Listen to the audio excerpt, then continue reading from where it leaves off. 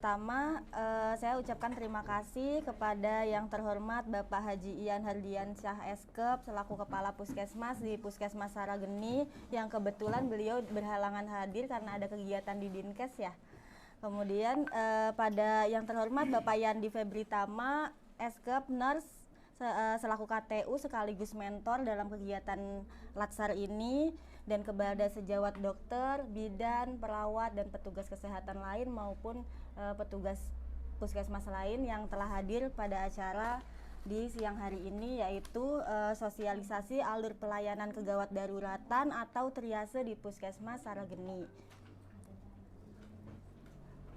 Yang pertama, saya pengen sharing ilmu dulu tentang triase, di mana triase itu kan merupakan proses mengidentifikasi pasien karena berdasarkan kegawat daruratannya. Jadi memilah pasien yang datang bukan karena siapa yang datang duluan, tetapi karena kegawat daruratan pasien tersebut. Jadi kita bisa memilah penanganan pasien, mana yang harus kita dahulukan, mana yang bisa kita tunda untuk dilakukan penanganannya. Nah, kemudian tujuan dari triase ini, teman-teman mungkin sebelumnya juga udah paham ya, tapi mungkin takut ada yang lupa atau ada yang hilaf.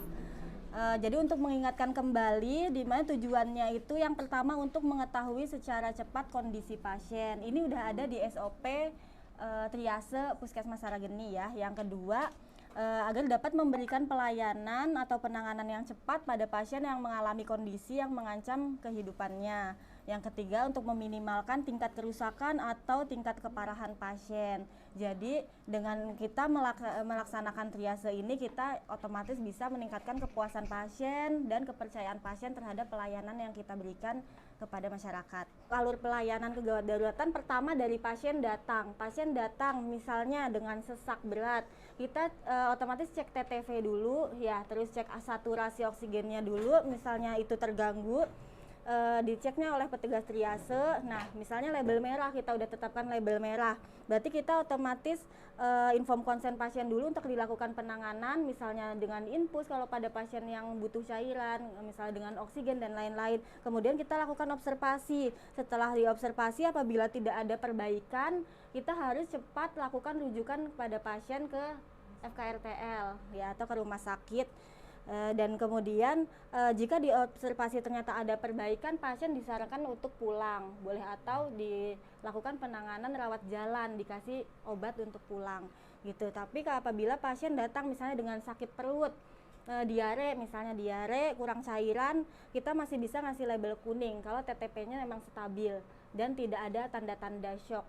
Nah, kemudian apabila label kuning itu sudah diterapkan, kemudian kita inform konsen, misalnya kita lakukan pemberian infus dan lain-lain, kemudian kita observasi apabila ada tidak ada perbaikan, dirujuk karena khawatir ada komplikasi lain. Kemudian kalau ada perbaikan, kita pulangkan pasien. Ya, kemudian karena kita bukan puskesmas rawat inap ya, jadi kita tidak berhak merawat pasien. Jadi observasi, kalau nggak ada perbaikan pulang, kalau ada perbaikan kalau nggak ada perbaikan ke rumah sakit rujuk, kalau ada perbaikan pulang.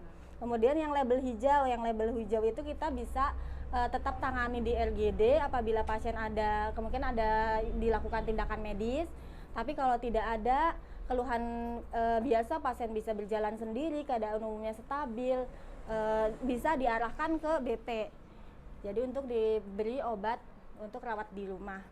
Kemudian untuk yang label hitam, misalnya pasien datang dalam keadaan DOA atau pasien sudah meninggal baik di tempat kejadian ataupun di sini, berarti kita kasih label hitam. Kalau itu kita karena tidak ada ruangan untuk pemulasaran jenazah, maka kita langsung sarankan untuk dipulangkan pasiennya gitu. Jadi nggak didiemin di sini atau kita lakukan pemulasaran di sini ya.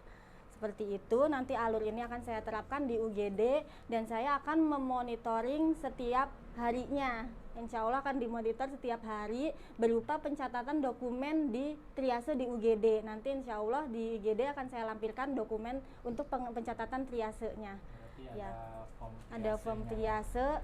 Dan sekarang kan alhamdulillah kita udah menerapkan rekam medis ya di sini, meskipun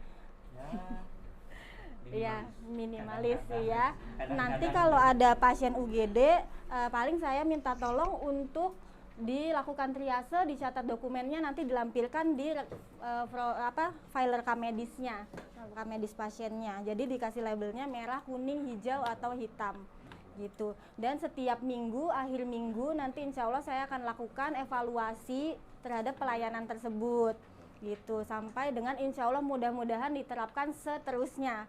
Jangan selama di monitoring dan evaluasi saja ya.